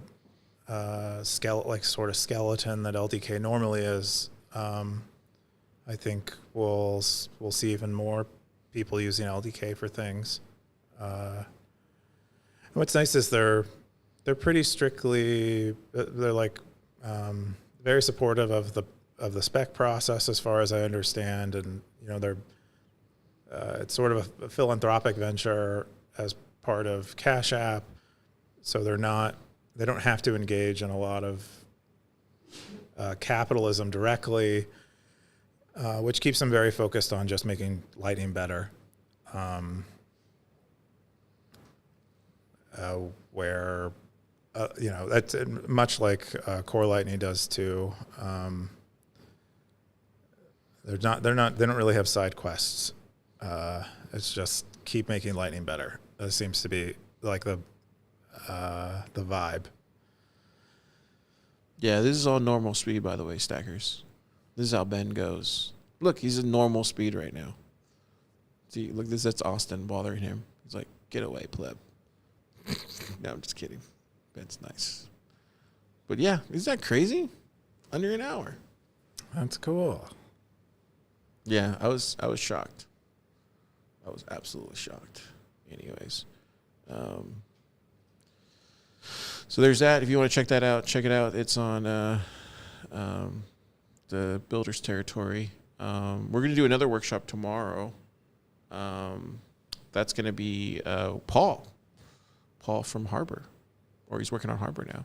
So he's going to be using Rust too as well. He's going to build front end, and so we'll do that tomorrow. And then Christopher from Open Age is going to come by. He's going to do an AI workshop. So if anybody's in town, come through. Cool. I want to bring this one up because my friend EK here is trying to blow up Stacker.News, apparently. Over the weekend, we were, I was just chilling on Stacker.News, was going to church, and I think I was in an Uber, or maybe I was with Juan or something. I was somewhere, and then I was just like, I hadn't seen EK because he was sick or something, and I was like, I haven't seen EK in like, I haven't seen him in like 2 days, or I think I asked you where he was at, and you were like, oh, he's sick, and I was like, oh, cool, and then something happened, and then all of a sudden I see this post, and I was like, apparently he's not sick enough. And this is like most comment wins, and it's like all these has like 3,000 comments, 2,000 comments, and I'm like, what's going on? And so he makes this post that has like 5,000 comments, and Keyan, did you see this? What did you think? I think it's pretty fun. I like experiments like this. I like Ken's experiment, which is last comment wins, and so this is a riff. Feels like a riff on that. Most comment wins, and yeah, I think it's kind of a fun jab at Den, who has been rooting for Stacker.News not hitting a high number of items for the year, and has been like charting it out every week and kind of, more or less dancing on Stacker.News' grave. And EK's like, no, you don't. Although this is sort of cheating, but I think it's fun. I think Den thinks it's fun. Yeah. He gets the pot stirring. Like I was telling him, he felt bad. He was telling me that he felt bad about it. I was like, no, it gets the pot stirring. You gotta stir controversy every time. Yeah, I think because I feel like Nostr was really good at that in the early days. You remember when Super broke Damus for a couple days, or broke Damus for like a day? No, I don't remember that. Well, he did, and it was good. Like you gotta stir the pot. You gotta stir the pot every once in a while. And so this week he did that, and I was like, man, this is like annoying as F, but it was good. So good job, EK. You got anything you want to say?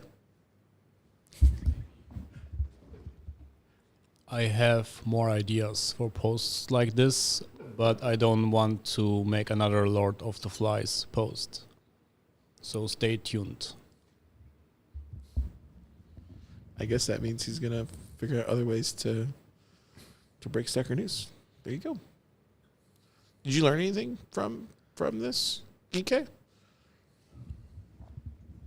Yeah, that we had a bug in the notifications, which is now fixed. And yeah, it's also, Keyan mentioned to me, like it was a stress test, or still is a stress test for the database. Like when the Bitcoin experiment post was created, like we did have slower page loads if someone visited that page, which we fixed.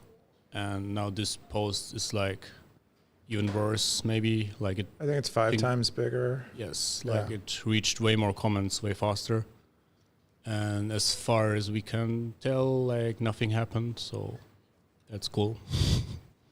Heck yeah. It looks like OT is now winning now, which I don't know how that's possible. Because Aardvark was winning. But doesn't Aardvark drive an 18-wheeler? How is he doing the most comments? I think it's quite a bit of, I think it's long shifts when you're a driver. And So plus there's probably quite a bit of downtime. You're like waiting for an unload or a load. So he's just That's what I imagine anyway. he's just like commenting. Anyways, yeah. good job. It's good to see Stackers get involved. So you haven't sent out the sats yet, I guess? Not over yet. Okay, well, we'll keep an eye out. Cool. And then the next one I want to share was Predator. Did you see the trailer yet, Keyan? New Predator. No, I did not. I have not watched it. Check this out.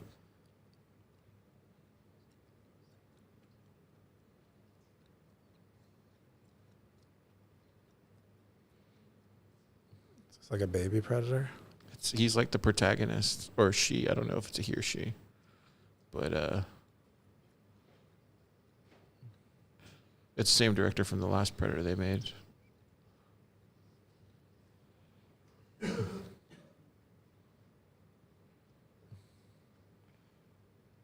It kind of looks like it's the same world from Predators, the movie Predators. Okay, it's like their own world. Yeah, I think so.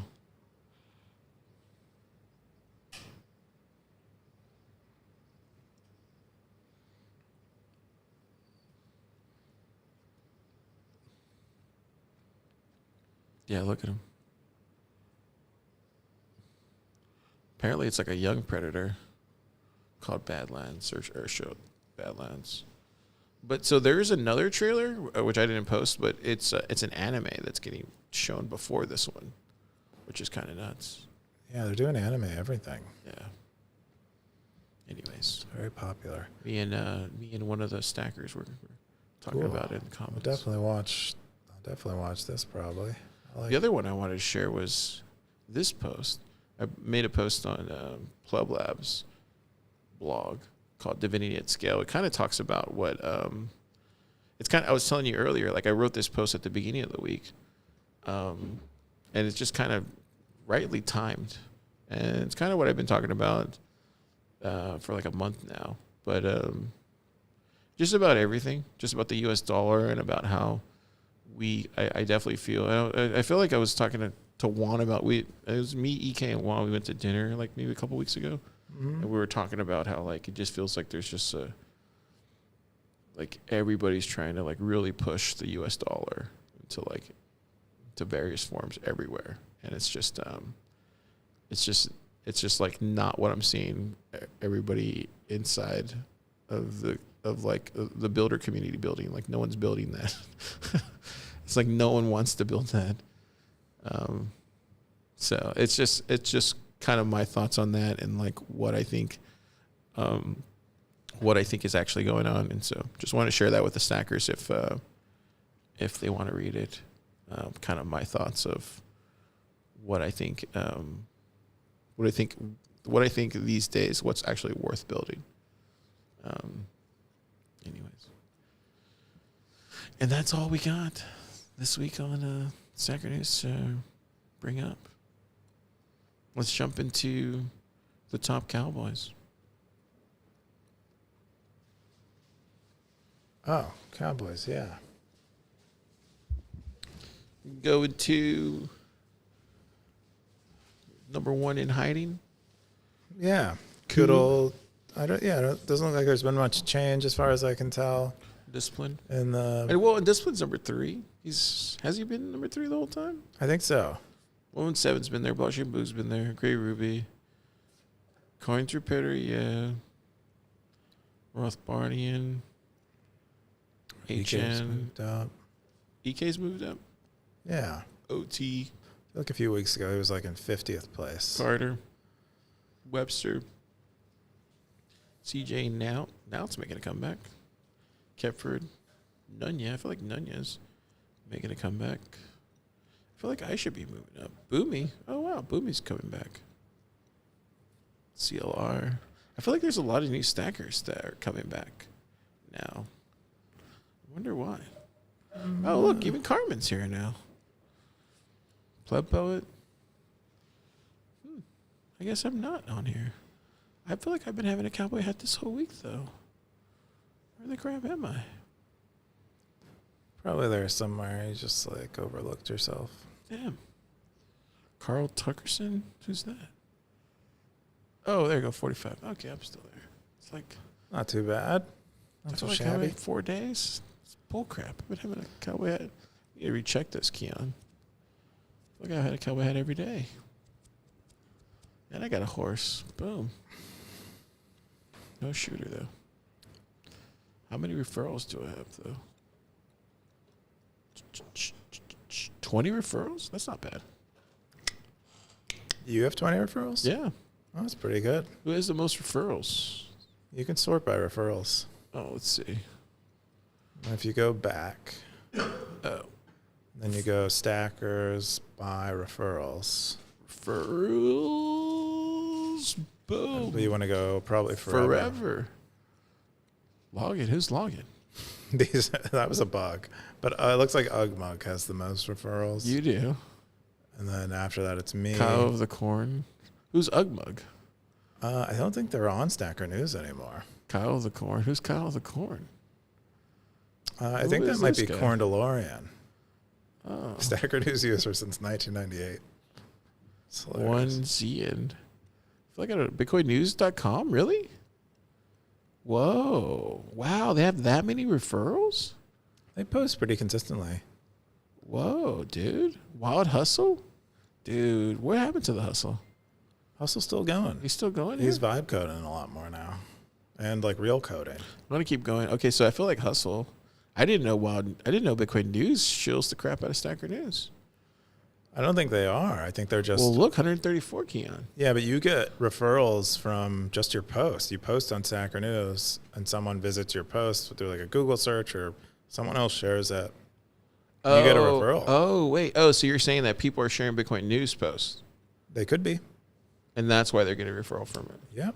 Oh, so people Basically, oh. every link on Stacker News is a referral link. So you're okay. So you're saying that Bitcoin News is posting their links directly from Bitcoin News Yes. name, and then their content's getting out there. Yeah, their content is somehow getting out there, and they're earning referrals from it just by Wow, their post being on Stacker dude, News. Bitcoin Magazine should be sharing. That's why That's why there's this bug where notifications and login, because all of those pages are referrals, and at first we misidentified them as users. Dude, and look, and they stacked 31K. They only spent 18, so they're up. Dude, Bitcoin Magazine should be. Yeah, if you get a lot of referrals, it's like you earn 10% of whoever you refer. You earn their rewards. So a media company like Bitcoin Magazine should have their own, posting their own links here, because they can earn referrals. Yeah, but it's only for a big media organization, it doesn't make a dent. But I mean, for Bitcoin, Bitcoin News. It's a win-win for Bitcoin News because they're smaller. I think so, because they're getting more visibility. They're earning some sats from it. Rsync, rest in peace. Look how many sats he stacked. That's crazy. Or she. Or they. Or she. Might be multiple people. Or she. Your theory is it's like Or it was like a Telegram bot. Or she. And then you got Ben Warman. That feels about right. Who else do we got here? I want to keep going until I see somebody I know personally. Ray Ruby. Oh, that makes sense. Light sets. Fabs. Fabs. Oh, Jimmy Song. Whoa, dude. Interesting. EK. You're shilling? Dang. Agoria? Wow, so he does bring in a lot of people. Oh, look at me. 20. 65. That's not bad. Coob. There you go. Top stackers. Top cowboys. What else do you want? Let's go to... Let's read the activity on Fountain. Uh-oh. Blockchain Book says, TapConf 7 Stacker News takeover. That's right. What is he talking about? I think he's going to buy. It talks about us buying into like a table at TabConf. Really? Yeah. Oh, yeah. I think I saw this. Let me see here. I just like to hide out at conferences. I don't so mind setting up a table and putting merch on it or something. So he wants to do a Stacker News TapConf takeover. What is this idea? Give us as many details as possible. To host a Stacker News hangout spot at the conference, a table booth will be set aside that will be decorated in Stacker.News art design. Other stackers will also plan events, contests as it relates to their activities, territories on the site. Dang, dude, he wants to go. Dude, Boog, you're setting this up, bro. Car's not setting that up. Keyan, tell him how much work that is. I don't really know. It's a lot of work. Because I've never engaged in it. It is not easy, Boog. It's a lot of work. Well, we can film the podcast. I'll do the podcast part. Like, I'll bring all the equipment and I'll film the podcast, but it's a lot of work. Just that alone is a lot of work. It's not easy. People think all that stuff is easy. It's not. I don't know. You know, it might be easy for Boog. I feel like Boog is a very active man. So. Okay, so printouts of the Or Stacker.News zine. That's doable. Pleb Poet can do that if she wants to. Stacker.News pod's done. Yeah, I can bring the equipment. That's easy. Showcase territories. That's easy to do. Everybody just to bring their own stuff. All this will depend on how many stackers will attend TabConf. I mean, Boog, me. Who else? Oh, Austin will be there. You'll be there. EK, are you coming? Oh, he's coming. Who else is coming? I don't know. There'll be a few people. I mean, I feel like it just depends if Undisciplined or Great Ruby show up, which I don't know if they will or not. And then it's so early if Real Bitcoin Dog shows up. It could work.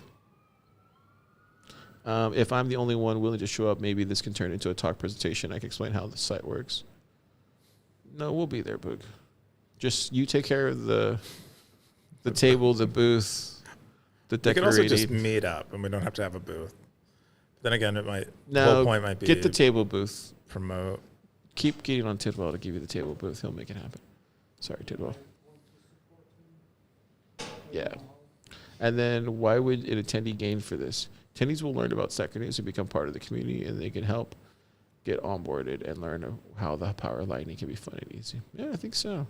It's about time. Yeah, I think it should happen. Oh, go ahead, EK. Do you know how much a table costs, like any of you both? No. So the way, here, let me properly go here. So the way TabConf works is he doesn't charge, Tidwell doesn't charge for it. Tidwell doesn't charge for TabConf. So it's set up with like hackathon builder days, all that stuff. And then you basically just make it your own. So that's why TabConf works so well. It's like it's for everybody. And you just kind of you gather together and you make it your own, and I think it's amazing. Yeah, I would say one of the best conferences in Bitcoin. I think its only rival would be Bitcoin Plus. Yeah. But this is once a year, and he makes it like really special, and yeah, he makes us sit through like his long talks at the end, and he forces us to call him King But he's Tidwell. really funny. He's really funny, so that's okay. That kind of stuff. But he does. I mean, yeah, he's a really funny guy though. Like, but yeah, he is kind of, yeah. Everybody loves him though. But anyway, I would say, Boog, just get with Tidwell and figure out how to do that, or Brandon, or one of those guys, and then they can, because I think if they give you the table, then at that point, you can figure out how to get like, Keyan can figure out how to do the rest of it. Like bring the swag and all that stuff. I'll definitely bring hats. I usually have a bag for hats. I'll bring the mics and the equipment. So we'll be good for that. And then, there you go, Boog. So we'll be good. Just take care of the table and the other stuff. All right, let's get back to this. Great Ruby said zap. And then Undisciplined says, Coob may be a sociopath, but he's our sociopath. I think we're getting into last week. Oh, okay. Awesome. You're like, I don't want to be called a sociopath again. I used to be a sociopath. I moved on. Do you take that personally? I don't think you're a sociopath. No, I don't think I'm a sociopath. I don't think you're a sociopath at all. Between a psychopath and a sociopath? No. What is it? So you don't know. If I remember correctly, I think one of them is made and one of them is born like this. I think a sociopath is made. And a psychopath is like born. So a psychopath, I think you can like see in their brain that they are a psychopath. And a sociopath is like traumatized. I hope. Are you pulling up a podcast about it?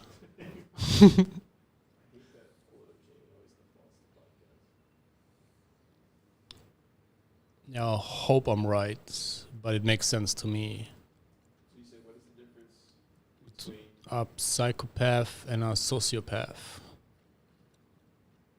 One is born, one is made. With a S-O-C-I-O. SOCIO. You can copy the word from the comment in Fountain. Path.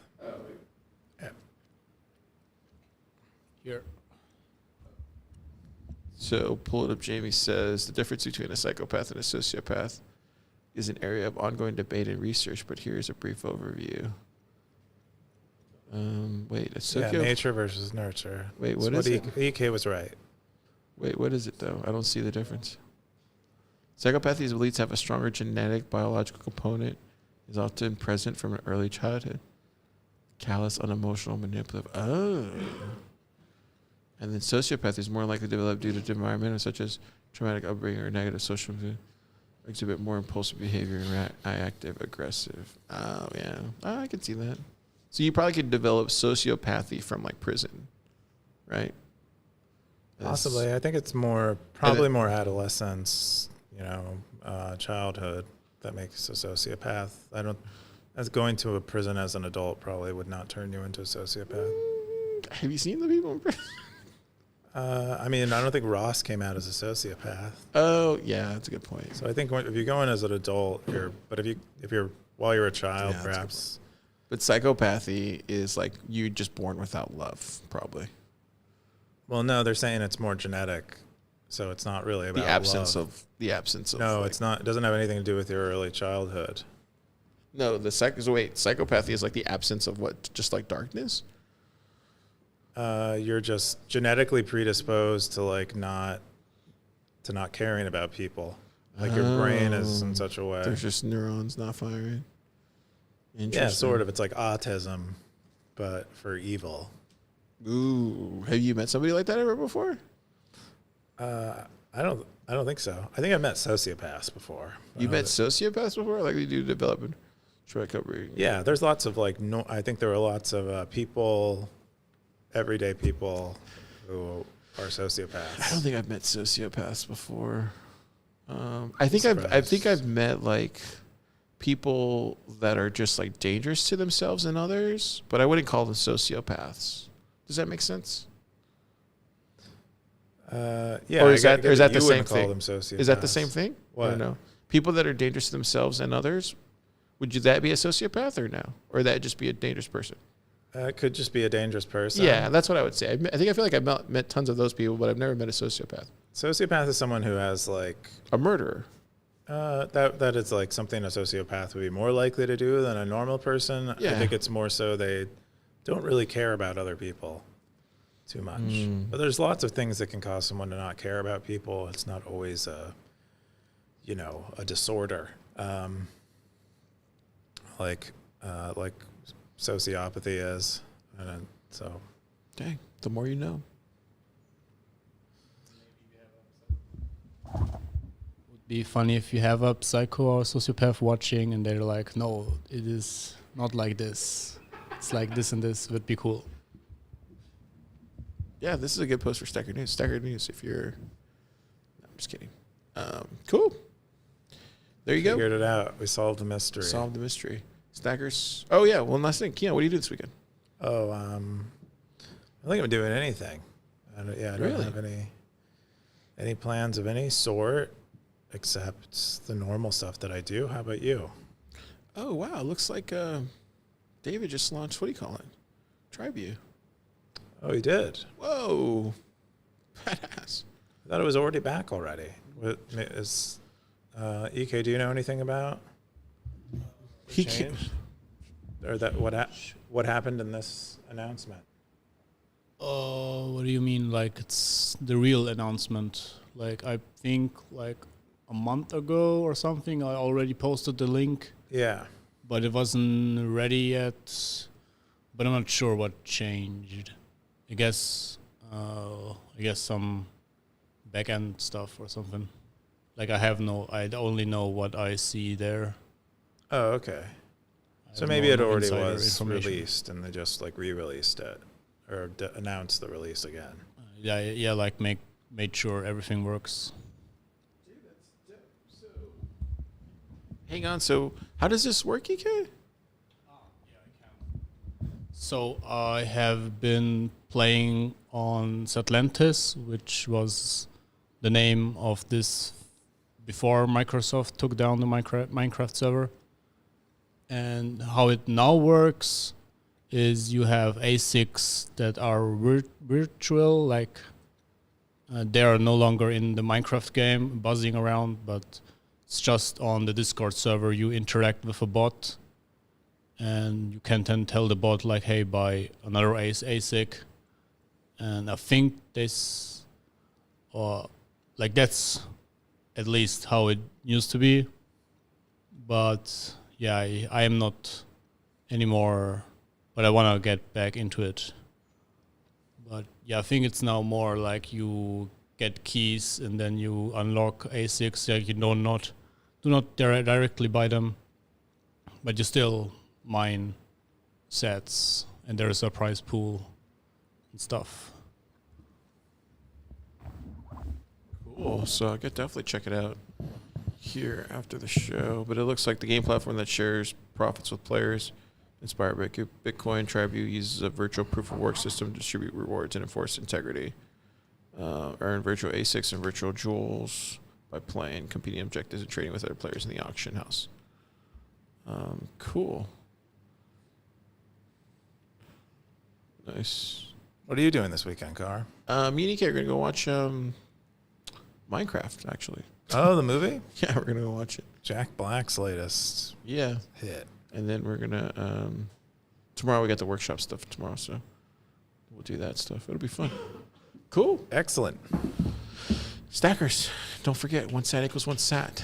Don't buy, how much were they selling Bitcoin for? Like 300K or something? Yeah, 270. Don't buy that is Bitcoin. basically what it's priced That's at. stupid. That's the stupidest thing I ever heard. Stupidest thing I ever heard. 1 sat equals 1 sat. Maybe that's what, if you tokenize Jack Mallers, that's what he's worth. He's worth more than Bitcoin. 1 sat equals 1 sat. Go out there. All right. Zap.